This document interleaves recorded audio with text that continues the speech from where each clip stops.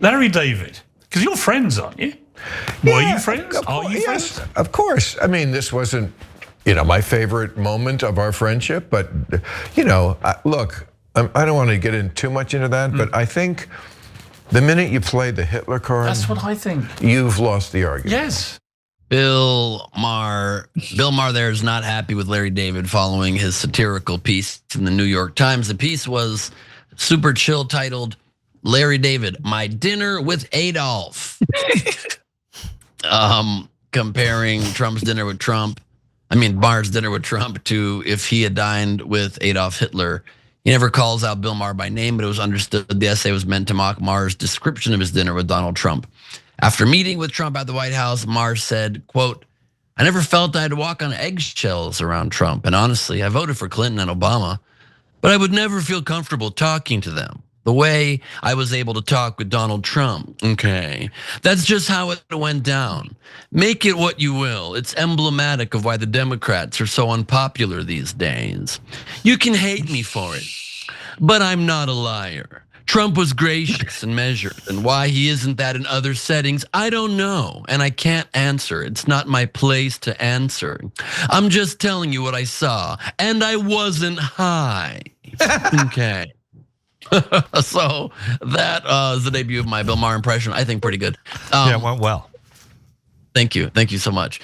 And Larry David was not a fan of that take from Bill Maher. His whole essay is a fictional story about a man who's invited to dinner with Adolf Hitler and has a surprisingly good time. Here are just two excerpts from that New York Times essay. 2 hours later, the dinner was over and the Fuhrer escorted me to the door. "I'm so glad to have met you. I hope I'm no longer the monster you thought I was. I must say, mein Fuhrer, I'm so thankful I came. Although we disagree on many issues, it doesn't mean that we have to hate each other." And with that, I gave him a Nazi salute and walked out into the night. Now Bill Maher is firing back, accusing Larry David of insulting Jewish people. Here's what he told Piers Morgan. I must say, come on, man. Hitler, Nazis, nobody has been harder about and more prescient, I must say, about Donald Trump than me. I don't need to be lectured on who Donald Trump is. Just the fact that I met him in person didn't change that.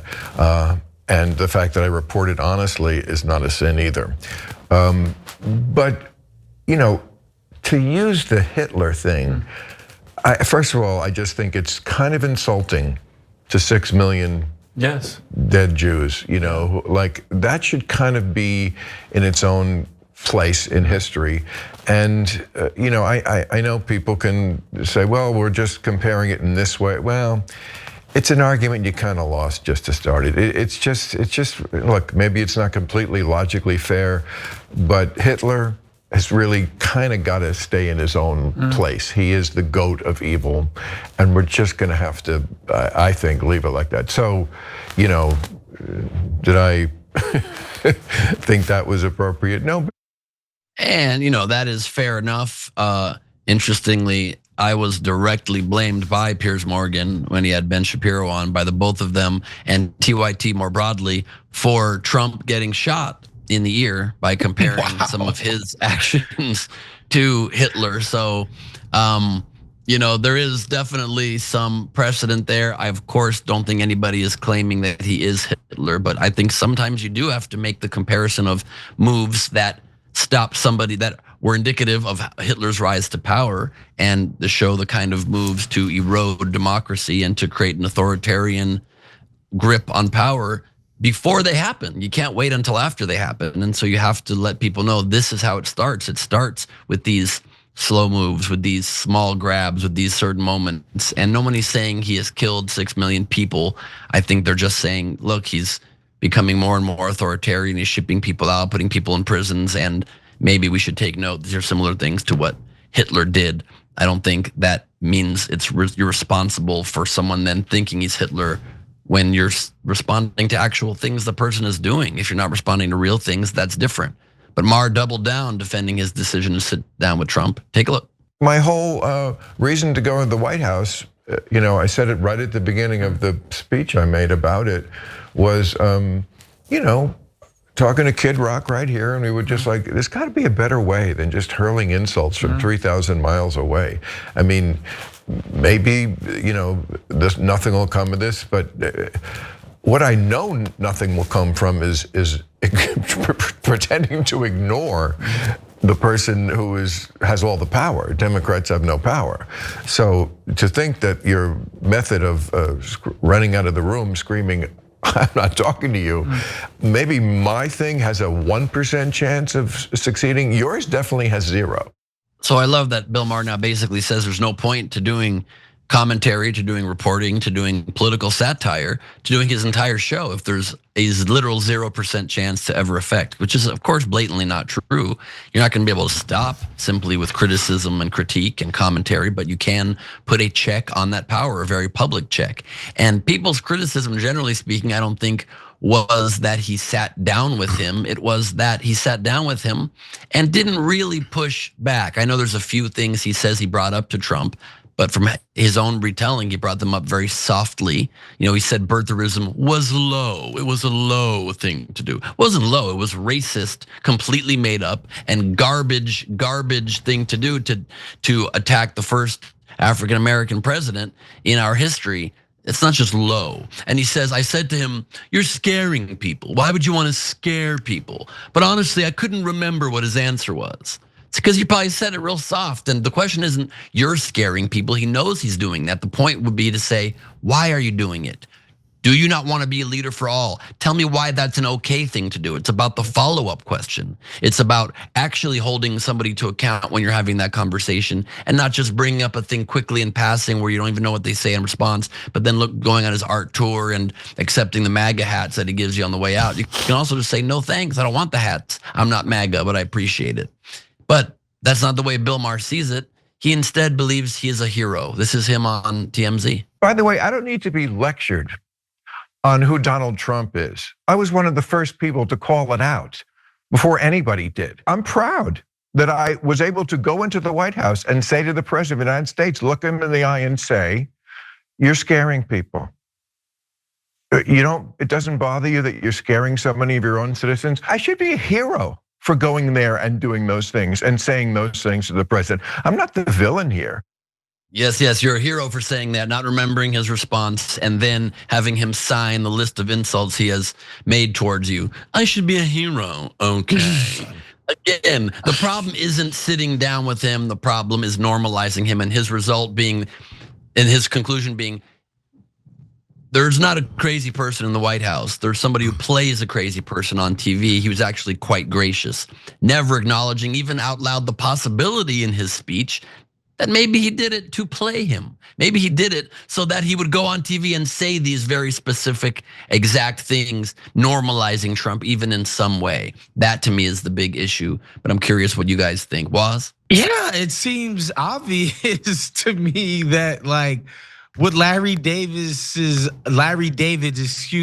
satirical op-ed is pointing out that maybe there's all the things for the last 10 years that Trump has said and done, right? Maybe there's that, and your 2 hours spent talking with the guy, they're not the same, bro.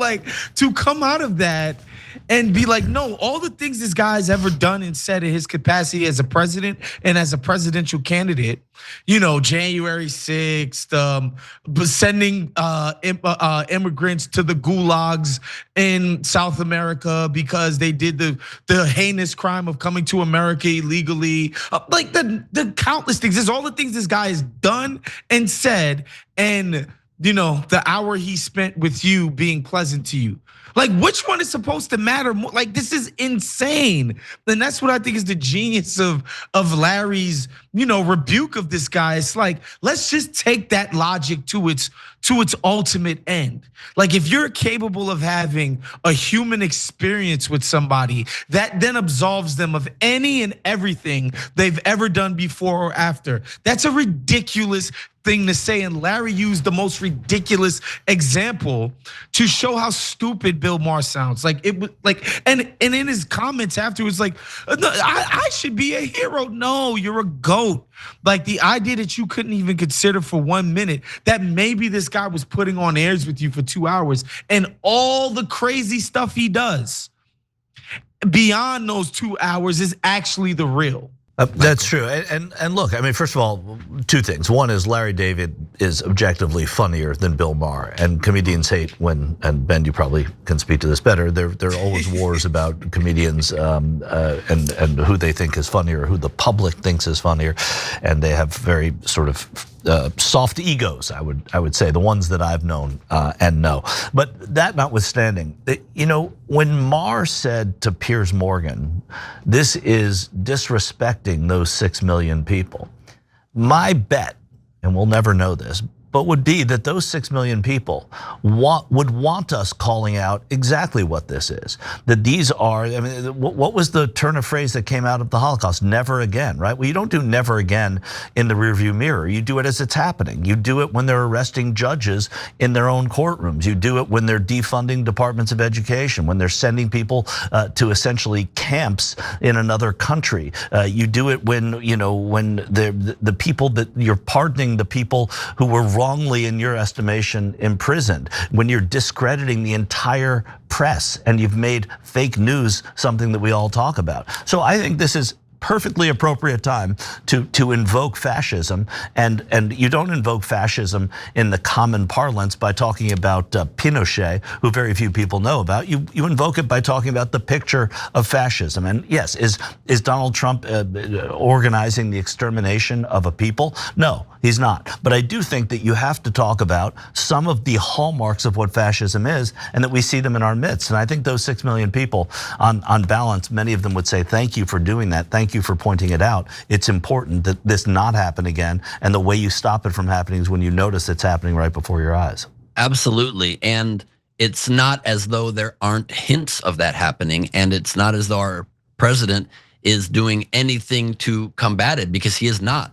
You know, in the midst of these deportations, you have white nationalist groups marching, saying, "We are a white nation, the deportations begin. We are a white nation, the deportations begin." And the president doesn't come out loudly and immediately and says, "Those guys aren't with me. I disavow those guys." He lets it happen. And so who knows what the long-term plans are, but I do know for a fact that if somebody was staunchly against this nation becoming more racist and becoming this white nationalist nation, you'd very clearly speak out against it. So at the very least, you're creating a gray area and creating the room for that to happen. Okay. Now, later in the interview with Piers Morgan, I think an interesting thing came up, that Larry David hasn't really spoken out on behalf of Jews or on behalf of Israel in any way, but it's at least the very directly on behalf of Jews in the time of rapidly rising anti-Semitism in the last year and a half in this country.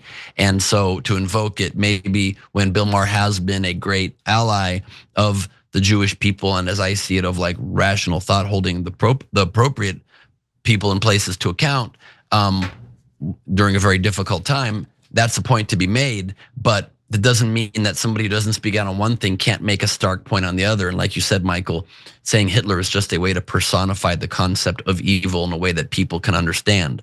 What was also, I think, very telling later in the interview is Piers Morgan said to Maher, "Did you hear from Trump after your speech recounting on your show the meeting with him?" And Maher uncharacteristically completely goes, "I'm not gonna comment on that, okay?" And so Piers goes, "I'm taking that as a yes," then obviously. Yeah. So obviously now they have some sort of chummy relationship where they're communicating, and that also furthers the problem. Now you have sort of a soft spot. So you're still gonna make Trump jokes the next week on your show, but you're not immediately going to now rebuke probably as hard this person, because you generally go after your buddies as much. You said, "I'm not buddies with him, we're not friends." Yet for some reason, suddenly you're protecting the fact that you're speaking with him. Yet Bill Maher himself and many others criticize, like when Trump goes and is supposed to confront Vladimir Putin in Russia and instead has a private meeting off the record and says nothing but positive things about him. Well, you wonder why it's hard to speak truth to power and really do it and really hold up that when it's hard, when the person butters you up, when the person acts cool to you, that's when it's extra hard to do. And it seems like Maher's a little too excited. And Maher's the person I like, and I love how he's fought, and I love how he stood up over the years for a lot of causes I agree with and some things that I don't. And I think he is a funny comedian also. But, you know, I've hung out with Bill Maher. I have smoked weed with Bill Maher personally. That doesn't mean I'm not coming out here and being very harshly telling you the things that I think he does that are wrong. And just because we hung out a couple times and he was cool to me, kind of, and also kind of rude the first time, but overall kind of cool, doesn't mean I'm not going to tell you. I'm still aware of the things he's doing that are wrong or are right. Every time you ring the bell below, an angel gets his wings. Totally not true, but it does keep you updated on our live shows.